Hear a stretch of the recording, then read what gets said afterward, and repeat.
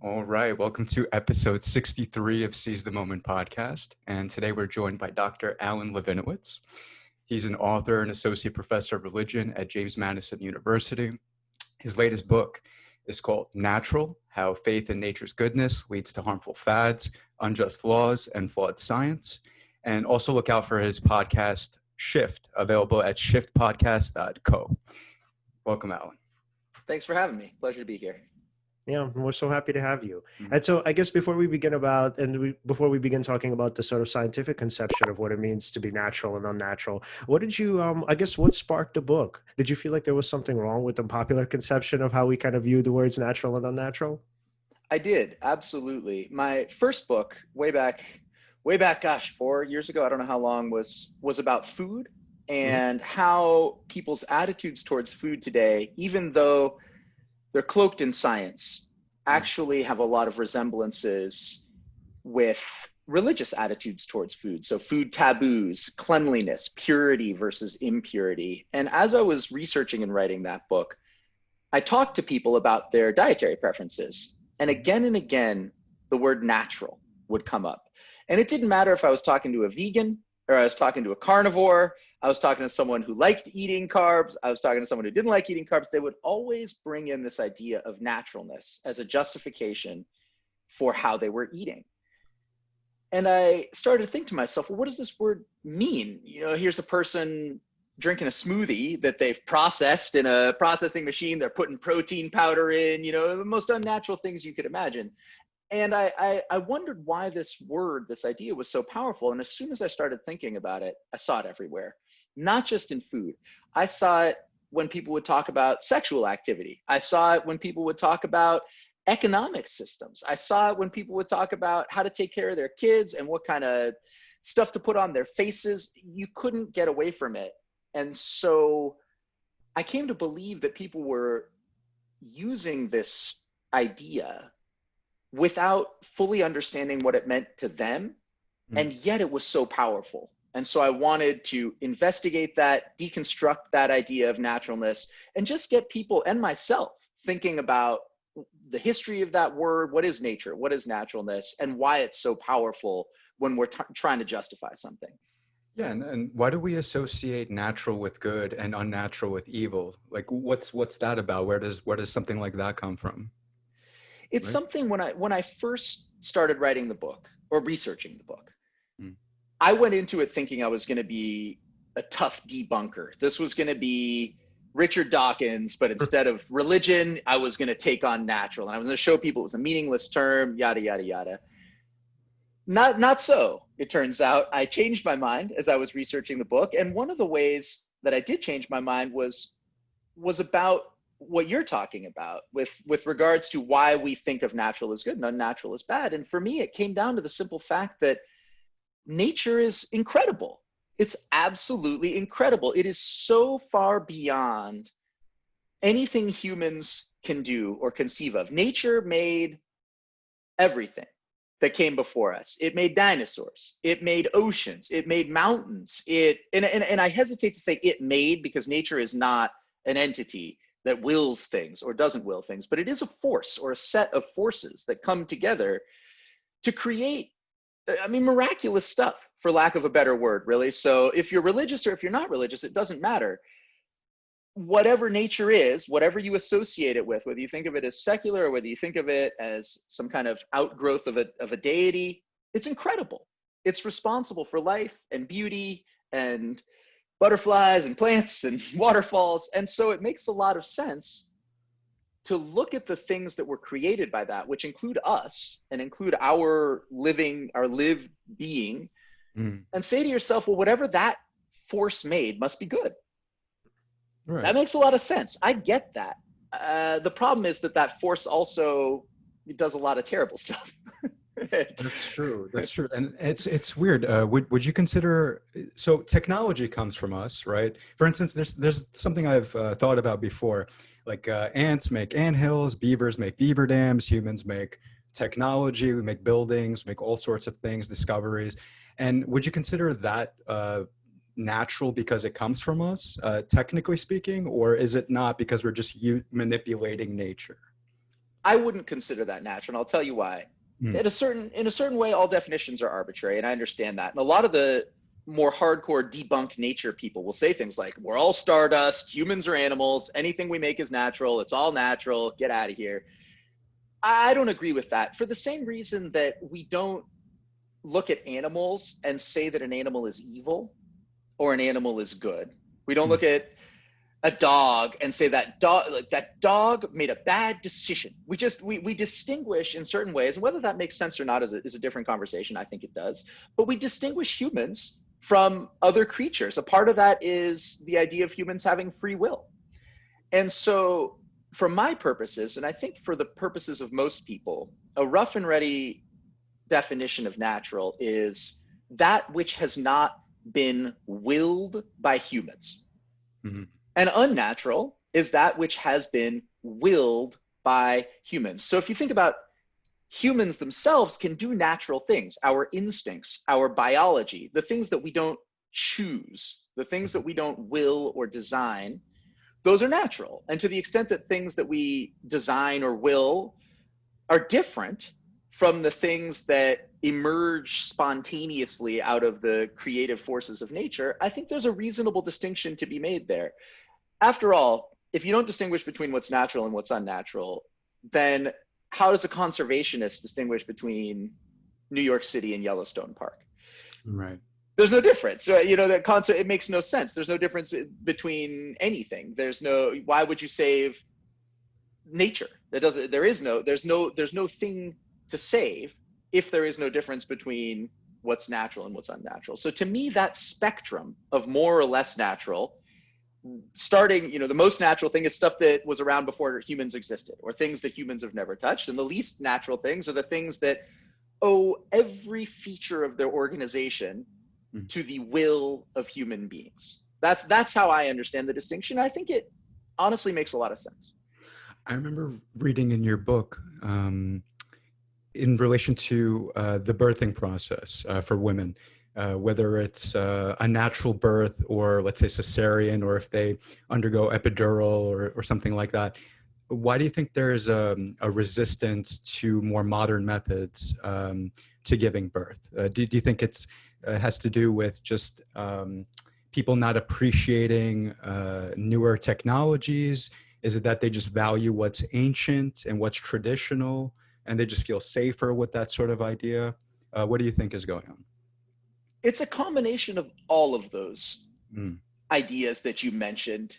Naturalness, a part of the value of naturalness or nature is an origin story. So one of the forces built into nature, the appeal of nature, is that you're telling a story that goes back beyond before human beings, that something emerged spontaneously, organically, from organizing forces that have been around for millions, billions of years.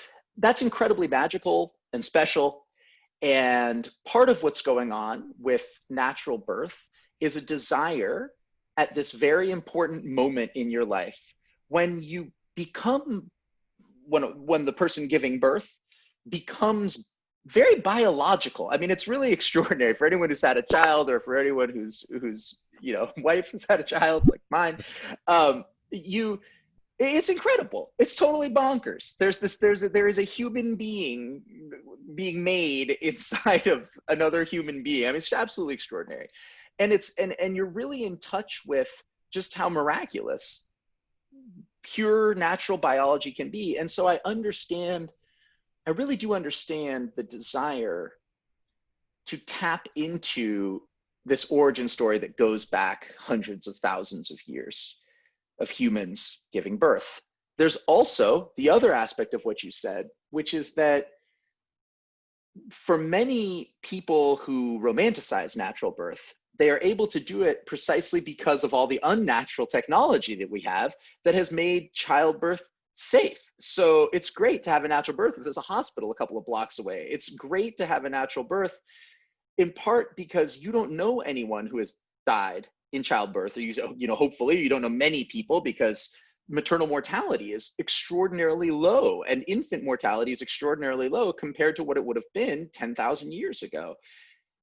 not having those kinds of natural calamities around makes it easier to romanticize the natural. And that's a bit of a paradox there. And then the last thing I would say, and this applies not just to birth, but to the romanticization of natural in general, is that unnatural things are harder to understand, or they feel harder to understand. I'm talking to you on Zoom through a computer where I only know the very basics of what's going on. I only vaguely understand how a circuit board or a chip work. And so there's a real alienation from unnatural things. I don't feel like I would be able to I know I wouldn't be able to fix my computer if it broke. I don't even understand how my microwave works. And that alienation is really disempowering. One of the words that I encountered when talking with mothers about their desire for natural birth was the desire to be empowered. They didn't want some doctor or some kind of technology standing between them and their baby.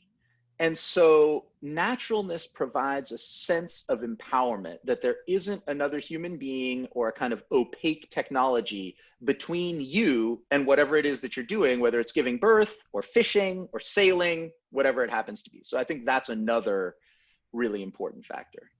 Right. And then but if nature and let's say natural and unnaturals, if it exists on the spectrum, right? And are we then saying that some things that are natural are actually good for us, or kind of a combination of good and bad, and then other things are bad, or some combination of bad and good?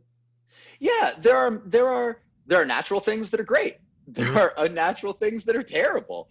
The nuclear bomb, unnatural, very bad. Right. Natural, my eyeballs, natural and terrific. And I look at tiny print and now I have glasses, bad. The problem is when we take natural and unnatural as proxies for good and bad. Right. Because there are many natural things that are terrible and there are many unnatural things that are wonderful. People want simple ways to parse reality.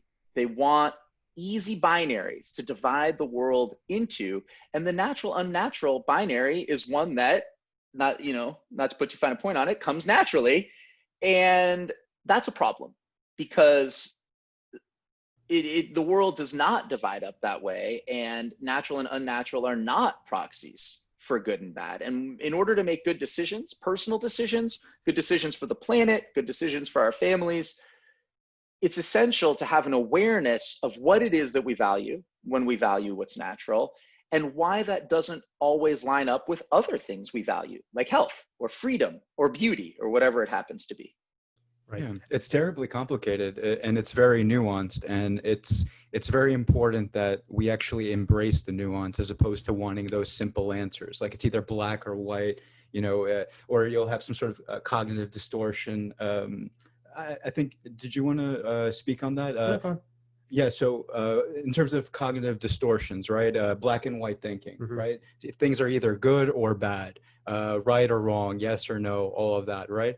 And I heard you talk about this a little bit with Rogan, which is that we need to, like I said before, we need to embrace nuance. We need to be able to have complicated conversations. We need to understand that maybe this aspect of eating, let's say eating naturally is important to focus on, but it's not the above all, end all, be all. And sometimes new information will come out and we need to embrace newer information and then adjust to that. Right. And speaking of eating naturally, so I mean, does nature in food consumption actually mean anything? Is it important to have the term nature or natural on the product?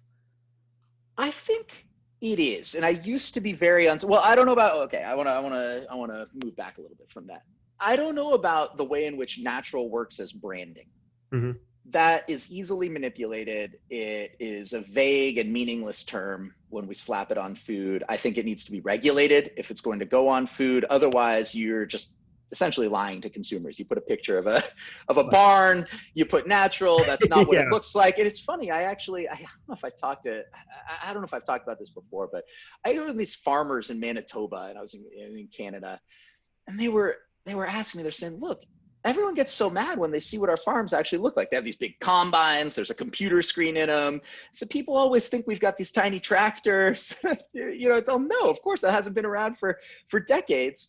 And the reason people are disappointed is because they've been lied to about just basic food production. Even a small family farm, honestly, is a bigger operation than most people would imagine. So I don't like that aspect of the way in which the word natural distorts our understanding of what's actually going on with our food. That said, if by natural food, people mean food that is produced in a way that I can understand, or food that is close to or closer to on this spectrum. All foods we eat are going to have been bred in some way. Plants are bred over time to be bigger. The fruits are bigger. So they're all unnatural in that sense. But I still think you can place food on that spectrum of more to less natural. And if what people mean is closer to unmanipulated by humans, I understand why people might prefer that, in the same way that I value eating food that was grown near me.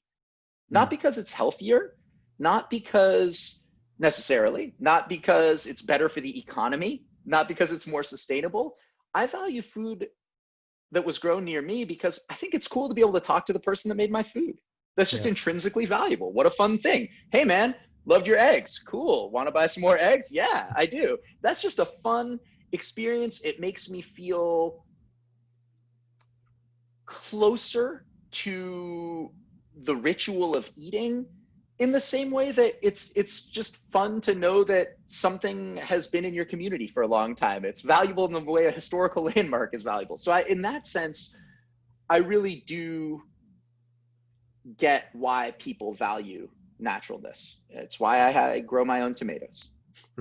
But then I guess what happens if it's mismarketed? If the idea is, well, I mean, it's natural, meaning that we don't have any sort of pesticides, which is obviously not true. It's just a different form of them. Let's say, so it's healthier for you, et cetera, right? So let's say if natural isn't used in the context of, oh, well, it's just from your neighbor, but it's used in the context of you should buy our product over, you know, the corporate magnates, because if you do that, what's going to happen is obviously you're going to get cancer, you're going to get some other sort of poisoning. Like, what would you say to that?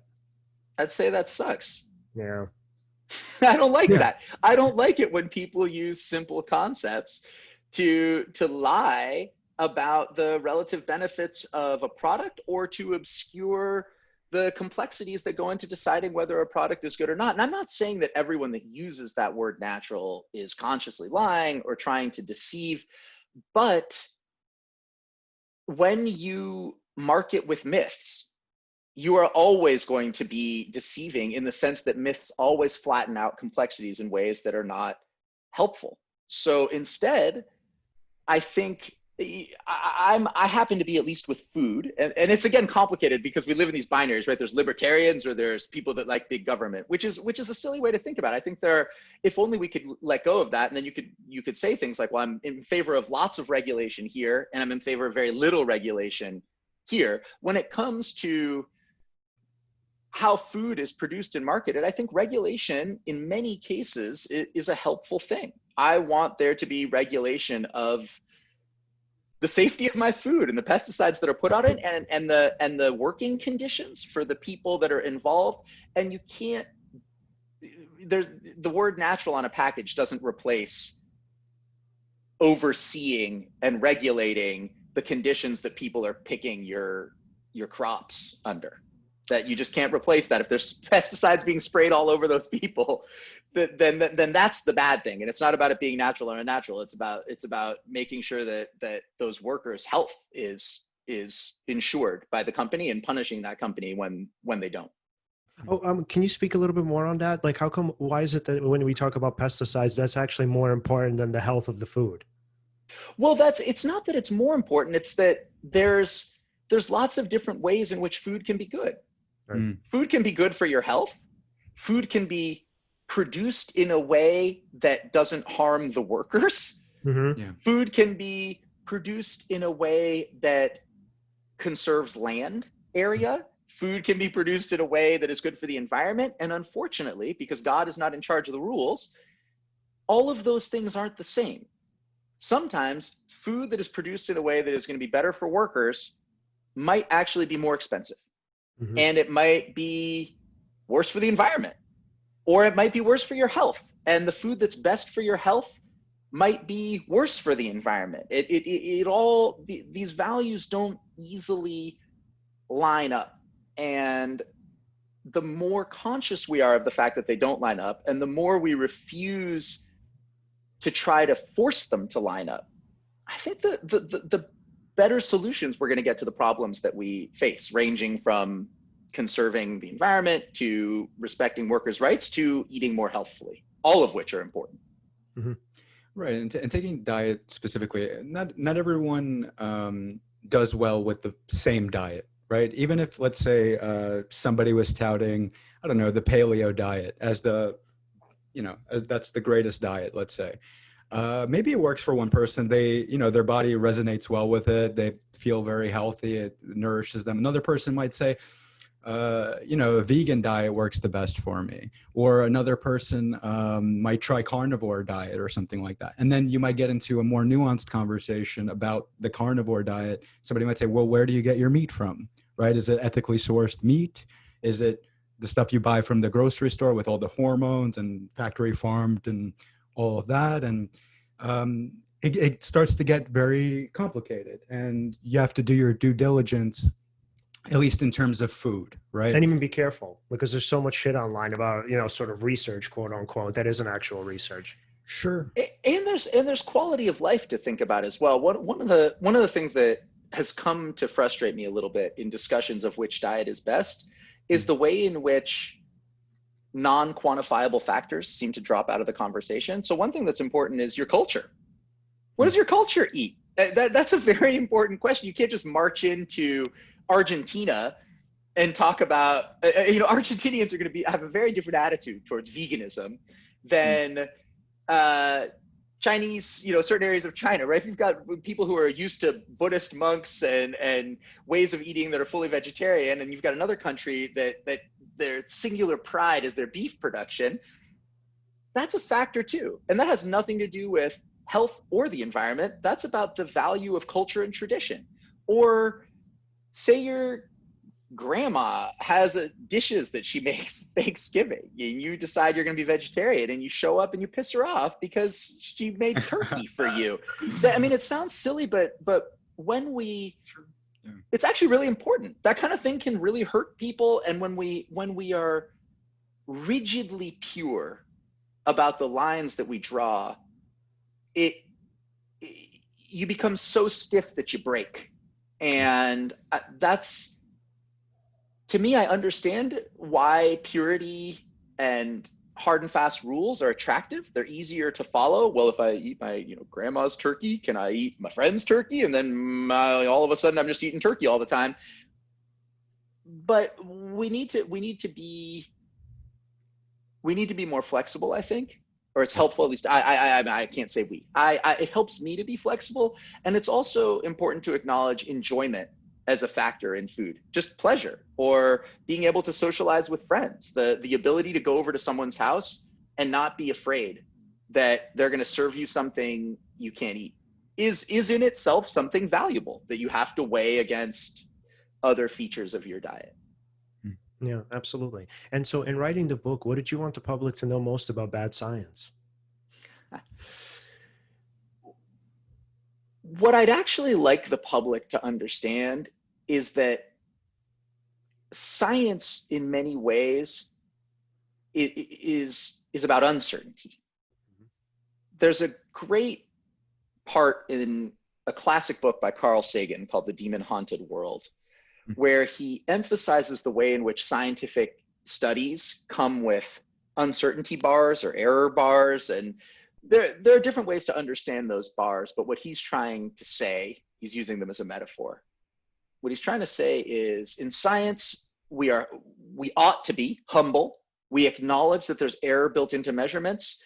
And the engine of scientific inquiry is to always open up even your most basic foundational assumptions and convictions to inquiry, and to be excited, not angry, when new evidence emerges that challenges those foundational assumptions.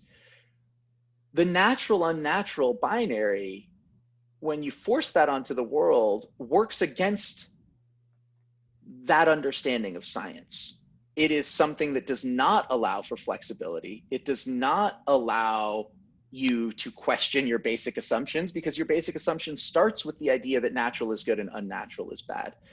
So science at its best is a system of questioning. It's humble and it embraces uncertainty, paradoxically, as the best way of getting at truth. Yeah. That's what I want people to understand, that they're not weak or ignorant if they admit that they don't know, or if they continue to question things. And the other thing I really want people to understand, this is very, very important, it's hard to wrap your mind around, is that being uncertain doesn't mean relativism. It does, just because you don't have hard and fast, evil, good, foundational rules that you never question, doesn't mean that you don't believe in truth, or that you don't believe in good and evil. What it means is that you think the best way to get to the truth, and the best way to really fight against evil and promote good, is to be constantly revising your conceptions of good and evil and the truth. It is to move towards them, but always understand that you may be mistaken. That's not relativism. That's, in my mind at least, a dedication to truth, and a dedication to fighting good and evil. And mythic certainties like natural good, unnatural bad, I fear often work against that kind of approach to truth, and moral truth as much as scientific truth. Mm. You know, I heard you talk about this on the podcast with Rogan as well, that there's a certain strength to certainty, even though a lot of times it's used for bad purposes. And it would seem like constantly questioning, revising your view of the world, being adaptive, not resisting change. Ultimately, to me, that definitely sounds like the best way to go about it. I definitely agree with that wholeheartedly. I would love for everyone to think in that sort of way, 100%. But there is something to people who seem to be so sure of themselves. It's like an opiate to others. They look for that certainty, and they get manipulated by that certainty. It's tremendously charismatic. Certainty is bound up with charisma. And as someone who, as I said on Rogan, an evangelical agnostic, there are times when certainty is what you need, especially for people who are in pain, or who are suffering, or who are being radically mistreated. That's a time for charisma and certainty about improving your state and fighting the people or forces that oppress you. Okay. There are times when certainty is necessary, but again, as I said on Rogan, local certainties and global uncertainties, there'll be a moment in history when it's essential to rally behind a charismatic leader and fight an oppressor. But I'd want people who are doing that to make sure that they understand that it's a local moment. Of course, as soon as you let that in, everyone's going to think that whatever their moment is the moment when you need the certainty to fight the evil. So there's a delicate balance. I'm not sure how to help people know where they fit in that balance. But I guess what I would say is, as good as it is that there are people who are charismatically certain about what they stand for, I think it's also important for there to be people like me out there who are cautioning against that charismatic certainty. The analogy I use a lot is the gentleman and the jester, or the king and the jester. You have a charismatic leader who tells you truths, and you follow their example. That's the gentleman, the noble person, the king.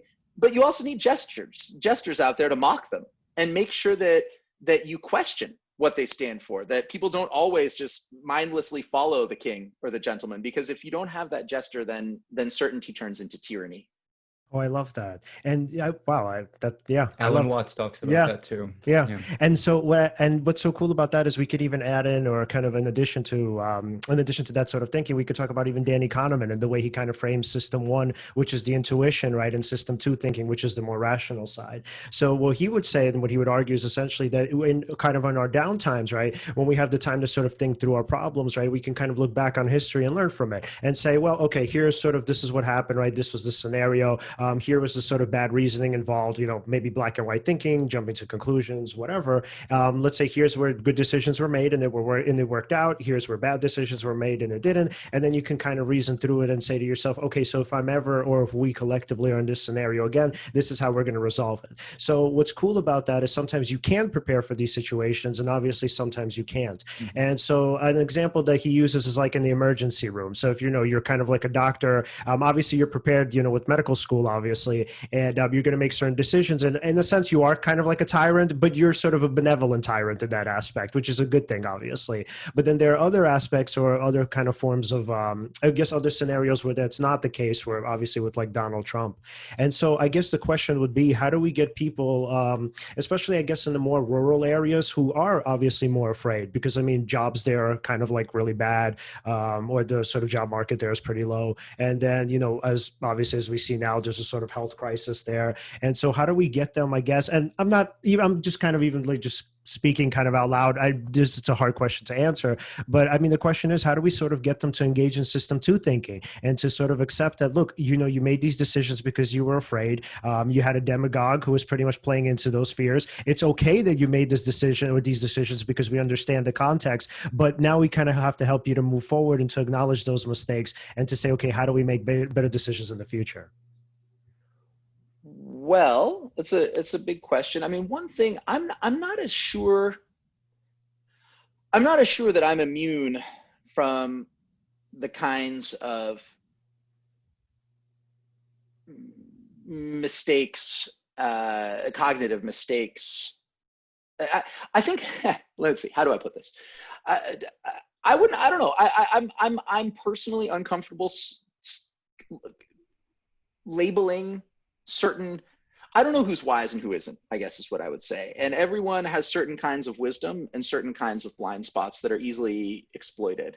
And so I'd frame the issue differently. I guess I would say we're all, especially right now, in a global interconnected information ecosystem where everyone is, has access to Facebook and WhatsApp and Twitter and TikTok.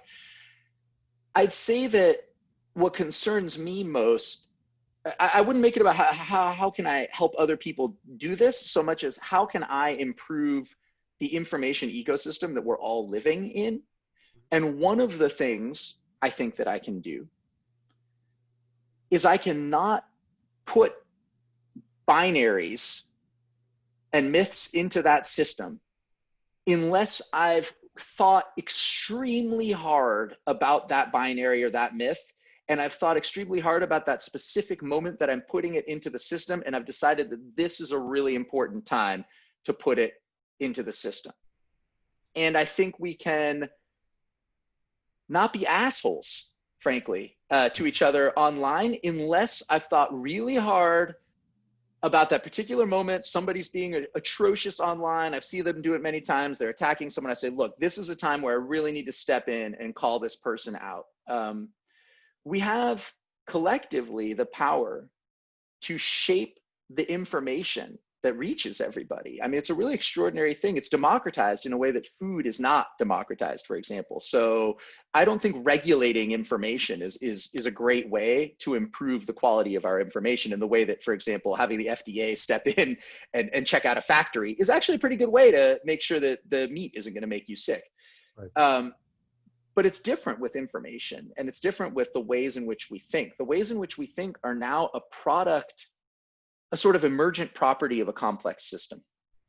And I think we can all do our part to make that system wiser by being careful and mindful about what we put into it in the same way that we are careful and mindful about the food that we put into our bodies. I mean, this is something I say to my students is you would never force feed junk food to your kid or your best friend all day long.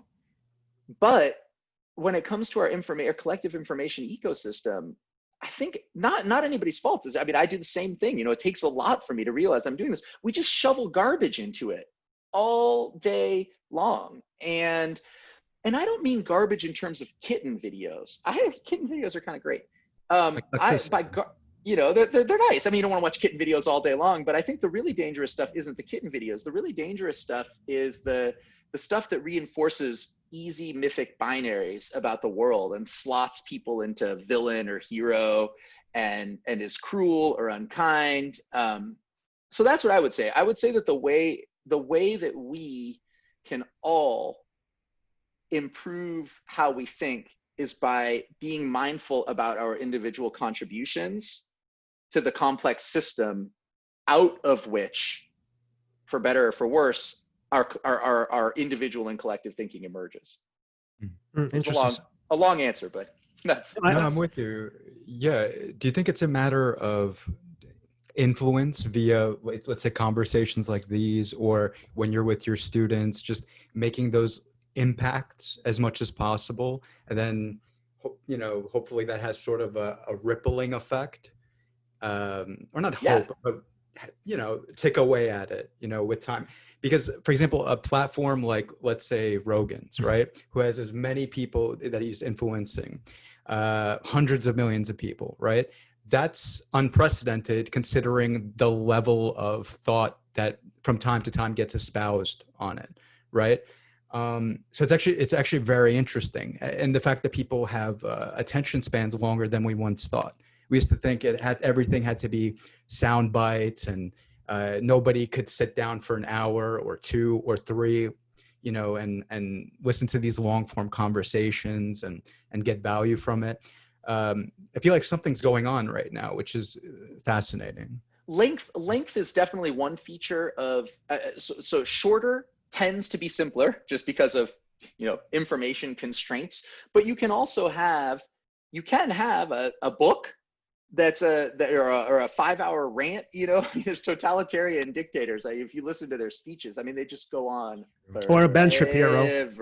Yeah, I mean, it's funny. There's funny. I mean, whoever, you know, there's garbage that's long. It's easier to make short garbage, but there's also long garbage, and there's short stuff that can be really good. For example, changing your mind publicly doesn't take a long time, but man, is that powerful. What a thing to say, I'm sorry, or I was wrong.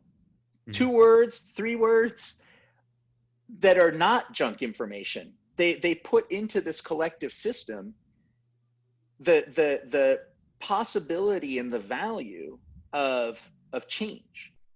And so those are very, very short things that we can do. I mean, that's something I would encourage everyone to do. I mean, this is a project I'm working on now, is this idea of what ultra processed information is, which is something I talked about briefly on Rogan, and how we can start fighting it.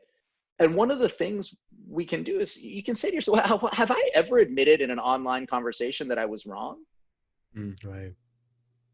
Maybe I should do that. And it actually feels hard. It's hard in the way that exercising, if you haven't exercised for years, starting up again, it just feels painful. Just the thought of it like turns your stomach. But then you can get used. You can, all of a sudden you're like, oh yeah, no, I got that wrong. Or someone points out something new, instead of being like, you know, like denying it, right? This is something Kahneman to talk about, right? There's instead of getting over your sunk cost in your own ego, right, is an exercise you can do that's important. And those are things you can also put into the system. And I will try and fail and keep trying. Those are things I want to do too. Admit when I'm wrong. Admit when, and even, I mean, there was one time, I'll give an example. I know I've been talking a while, but some guy, I tweeted something about how it doesn't matter if kids lose a year of education, except insofar as we measure things in terms of age, which is a weird way to measure stuff, right? Why, like, who cares? You know, some people are ready for second, you know, I skipped a grade, someone else doesn't skip a grade. It doesn't really matter, right? Does it matter whether you graduate from high school at 16 or 17? Is that big a deal? So I tweeted something to that effect. And somebody wrote, you know, you're a blue check idiot. I can't believe these idiots with the blue checks next to their name. Yours, you know, your age really does matter when you're young. Cognitive development is important, and 1 year between 6 and 7 really is important biologically. I can't believe these, you know, an idiot like you ever gets to talk anywhere. That's a vague comment. Now here's the thing. They were right. Not about the idiots with the blue checks, I hope, but they were right that actually there is something about a year when you're young. And it's worth thinking about child development. When is a good time to learn a language? When is a good time to learn math? Not everything needs to be learned young, but it's true that that skipping a year, if you want to learn music, if you want to learn language, could actually make a difference biologically. And I was sort of hand waving that away.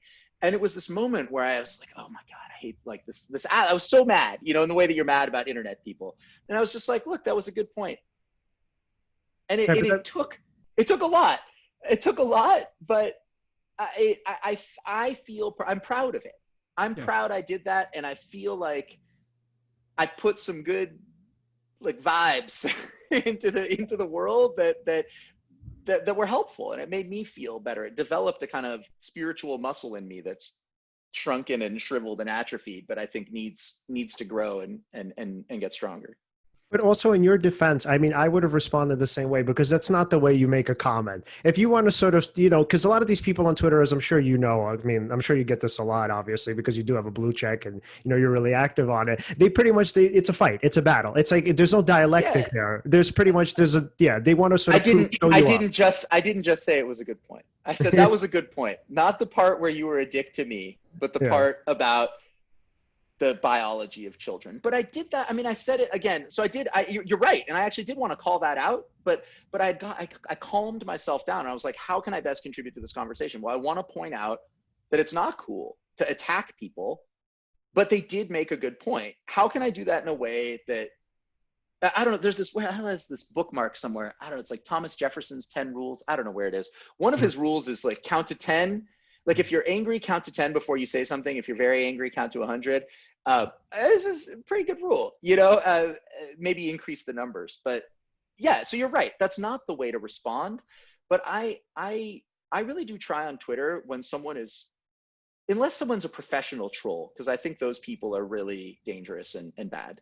And those are people who I think about it a lot, and I don't like being mean on Twitter. Those are people who I don't have a lot of patience for. People who are deliberately and deceptively ginning up controversy because that's what they thrive on, and then sort of being like, what, who, me? I didn't say anything controversial. You know what I mean? Yeah. But if it's just someone online, you know, trying to get in a fight, I really do my best to interact with those people in a way that makes them change and come around to the fact that I'm there in good faith and I'm willing to talk with them, and I don't want to fight, but I am willing to listen to them, even if they think I'm, you know, bleeding heart liberal, or if they think I'm not sympathetic enough to liberals, you know, because it depends on the issue, right? But I really try to do that, and that's important. I think it's fun. There's nothing better than turning a troll into an earnest conversation partner. It just feels great. It really does. And it takes some tremendous strength to say, oh, you know, I was wrong. And plus, how often do you see that actually on Twitter? It's actually unique, and it's actually refreshing if you see somebody admit, actually, yeah, I was wrong about that. And then maybe they do say something back. And like you said, you just converted somebody from almost like basically a troll to like a... Yeah, or if it's just someone who's fighting, you convert someone from angry to open. Yeah. And that's, God, if we could do more of getting people from angry to, and I want to emphasize, because this is really important. This happened with food too. I didn't realize this when I wrote my first book. I was a complete asshole. I didn't understand. I'm lucky. I don't experience any intestinal difficulties. I don't struggle with my weight. I find it fairly easy I mean, everyone has to restrain what they eat, but like, it's not like I'm constantly stressing out about that. Other people are not in that situation. Other people are struggling with health problems, with weight problems, with fitness problems. And I just didn't think about the kind of pain they were in. And so it was easy for me to just question their rituals and hand wave away the conclusions that they had come to. And so the same is true, honestly, for people that are angry online.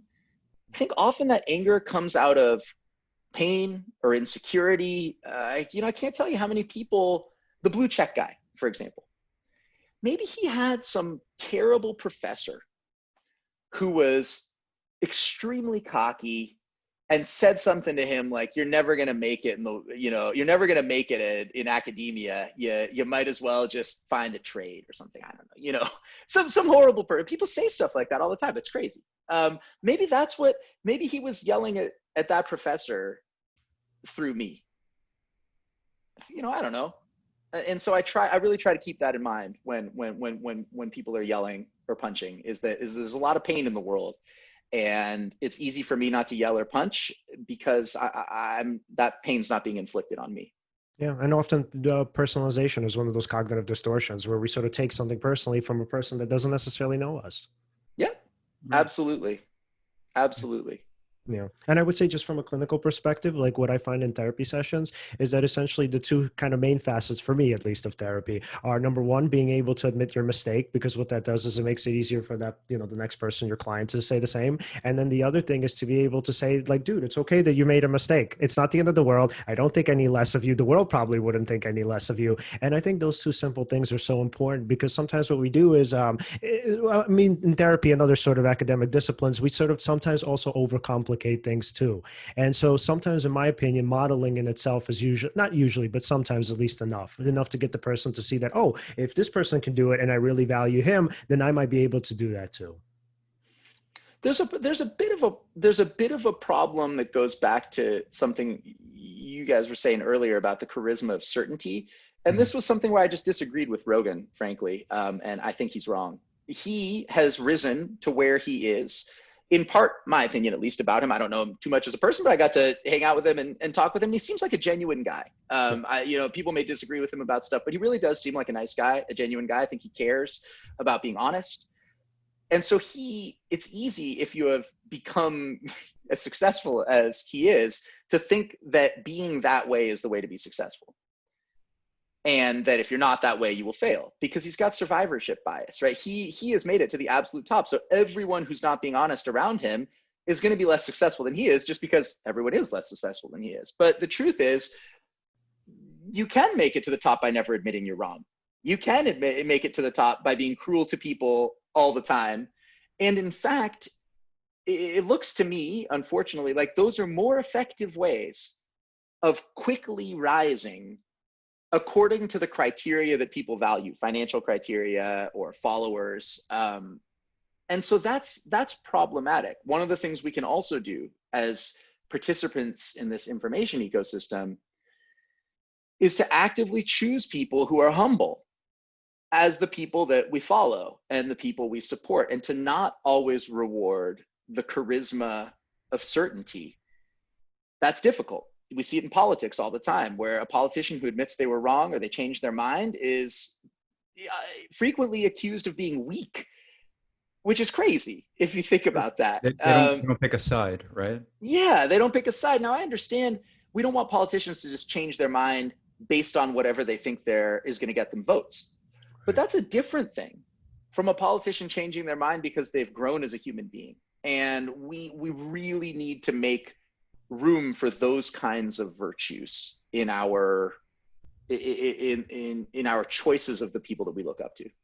Right. And then often, unfortunately, like when it comes to experts, so the public doesn't know whether it's a question that can't be answered or whether it's a question that the expert can't answer. So from what I was reading the other day, there was a really great article on Aeon Magazine about this on experts. I don't exactly remember the author's name, but he essentially mentioned that, look, sometimes experts will actually say something that's actually not true, because for them, the uncertainty of, well, not that the uncertainty, the, I guess for them, what would be the certainty of saying something false would be actually worse than saying, like, so it would be worse than, no, let me not say this right. From my memory, it was, so they would essentially say something that might not necessarily be true, because for them, it's worth taking the chance over saying something, over saying, I don't know, essentially. So for some experts, because, you know, the public obviously doesn't know whether it's the expert's fault or the fact that this question is unanswerable, they'll just gladly say, oh, well, here's the answer. And they'll kind of roll the dice, because what happens, as the author was arguing, in the long term, is that these experts, especially if they already have a solid background, they're going to be counted on in the future anyway. So if they just kind of like, you know, roll the dice once in a while, it's not that big of a deal. Yeah, I mean, hey, we're all human when it comes to this sort of thing, even the experts. Yeah. Yeah, and I think when it comes to mass audiences, in terms of having that certainty, picking a side, especially when it comes to politics, that's incredibly important, because apparently a mass audience, whenever you give out a nuanced point, it opens up too much of an area for them to disagree with you on. That's why you have to say like these simple, short things that kind of grab people's attention, whatever side you're picking. The thing that I think, and you guys talked about it a little bit on the podcast as well. So, I mean, I'm not trying to defend Rogan per se, but what I think he was saying, and you kind of said it too back to him, you said, like, do you mean, you know, having integrity and all this is better, like in the long game, as a, you know, maybe when you're talking to like a group of people around you or something like that? I think if it had gone further, I think that's probably what he was referring to. Like, for example, if he's with his family, I'm sure if he was lying and manipulating like his children or something like that, even if he was certain he could get certain things done, but they wouldn't respect him in the long term. And in terms of leadership, they wouldn't, you know, but I think it's just because it didn't get dissected enough. He didn't get to things like that. I love that you bring up family. I think the family is really important, though. What I want to be clear about is that when it comes to a smaller information ecosystem, that of your family or of your own psyche, I don't think those things are going to work out at all. I don't think being stiff and unhumble and charismatically certain is going to work out. I think integrity is important. These are the kinds of people where you learn that their family sucked, or that they weren't good parents, or whatever it happens to be. You know, I don't think it works in those situations, unfortunately, and for good reasons. That's not how we evaluate public figures. That's not how we choose who to follow, because their successes aren't with those kinds of communities. We don't, I mean, it would actually be really cool if there were just heroes who's just like really great parent, like this person, just great, terrific parent, great friend. But that's not, it works in our own lives, and we have people like that. I'm sure both of you know people who are just unbelievably good human beings. They're unbelievably good human beings. It doesn't mean they're necessarily super successful in their job.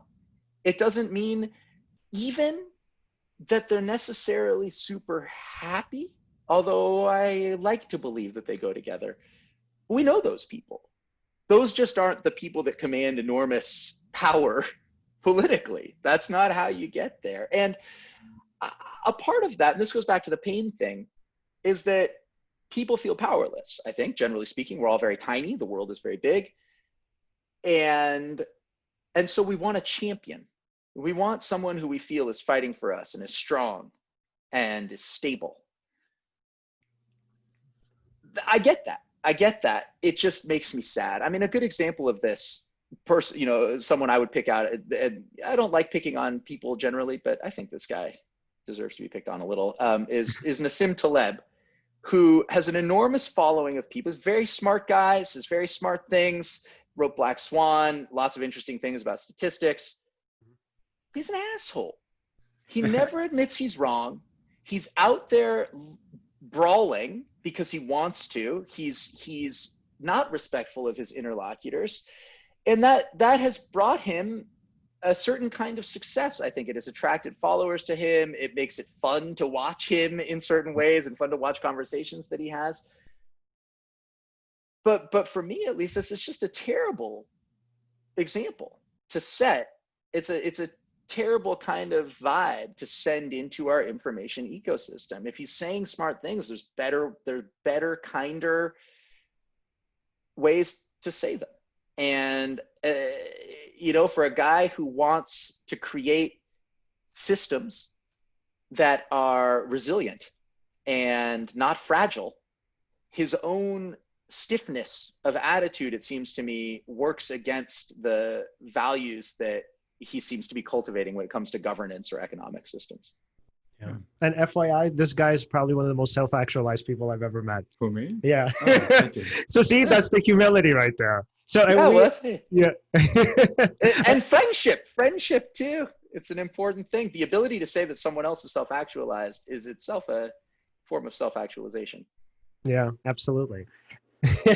I don't know. I shrug. I don't know. I just try to be nice, nuanced, and all that. Well, I mean, so what's so cool about like his platform? So he has a platform called Ego Ends Now, and it's sort of about this, about sort of fostering these dialogues where people are pretty much humble, and different people from different areas are able to bring in their expertise and share different ideas, learn from one another, and obviously also admit their mistakes at the same time. Yeah, it's good. Yeah, it's important. Yeah, it is. That's why. I mean, that's one of the things I learned about when I was researching natural, honestly, is that things were just so much more complicated than I had originally thought, and that my own sort of dismissive understanding of people that value what's natural was a bad place to be. And I'm really grateful for what I learned from that book, not just because of what I learned about naturalness and hopefully what I can contribute to people's thinking about what it is to value something that's natural or in sports or wherever it happens to be, but also for how it forced me to back off of my own mythic binary thinking. That was really helpful. And to realize that the battle I wanted to pick was not against people that believe in naturalness necessarily, that if I'm going to pick a battle, I want to pick a battle against the kind of the ways of communicating that I think are dangerous and poisonous. That's something I feel strongly about in a way that I don't anymore about what people's attitude towards natural foods is. I mean, I look back on that, just like, really? Like, it's going to be fine. It doesn't really matter if someone irrationally loves natural foods, but if they're like mean people, that's bad. That's much worse. Better to work on that than the other thing. I think you said it, if I'm not mistaken. It's better to be kind than right. I took that from this book, Wonder, which itself was quoting some psychologist, I think. The teacher in this book puts quotes on the board every day, and one of the quotes they put on the board was, "It's better to be kind than right." And the first time I read it, I was like, "That's ridiculous! It's to be right is to be kind." It's sort of and I still. There's a part of me. I'm an academic. I like to be right. I don't want to be wrong. You can be kind and right at the same time, but there are lots of ways to be right that are not kind, and sometimes being right and being kind takes a lot more effort. Figuring out how to be right and also kind is really important. So I the way I think about that quote now is not, it is in a sense a false dichotomy, but better to be slowly or thoughtfully right and kind than to be right as quickly as possible or something like that, or to be right reflexively. It's just easy. It's easy to tell me, especially if you have a kid, I've got a kid, it's very easy to be right. Kids are wrong all the time, but it's almost always cruel. Yeah. And it takes effort to be right and to be nice.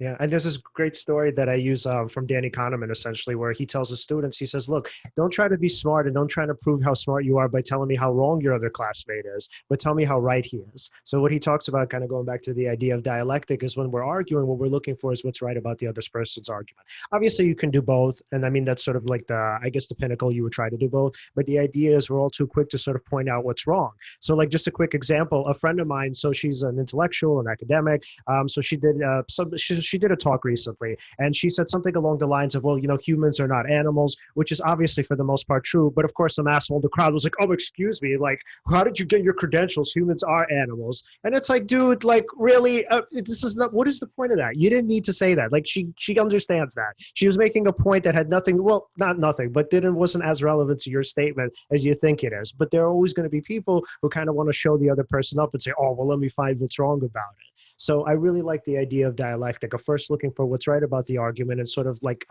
pretty much altering it in whatever way you see fit. And Alan, if you have time for this, please let us know if we're going. But I wanted to ask how some charlatans abuse what is natural in order to further their own agenda. For instance, either in relation to, like for example, the cancer example in your book. Would you mind talking about that, if it's okay? Sure.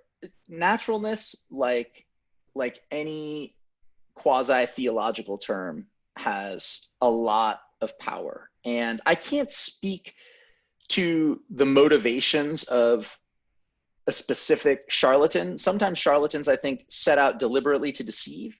Sometimes charlatans just want success, and they come to believe whatever it is that will allow them to be successful. So in this sense, I think Dr. Oz, I don't think he goes home from his show and says, "Oh, we got some more people with Reiki, folks, like those idiots."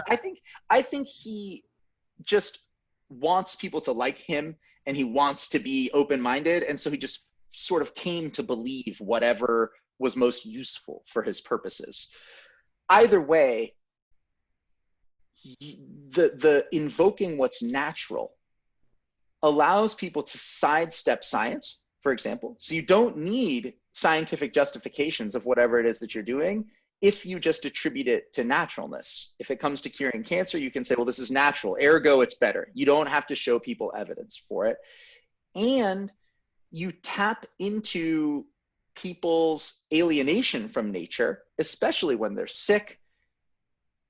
They want to be in touch with life-giving forces, even if you're not, again, I don't like the religious, non-religious divide, because I think there's lots of areas, including naturalness, where that distinction is not so clear. When you're sick, when you're dying, you want to feel life and aliveness, and a medicine with a green leaf on it, or a medical, quote unquote, medical retreat with a lot of plants around is going to feel existentially good. And so naturalness helps sell otherwise unsubstantiated interventions by tapping into those powerful associations. All right, absolutely. So Alan, final questions in before we go?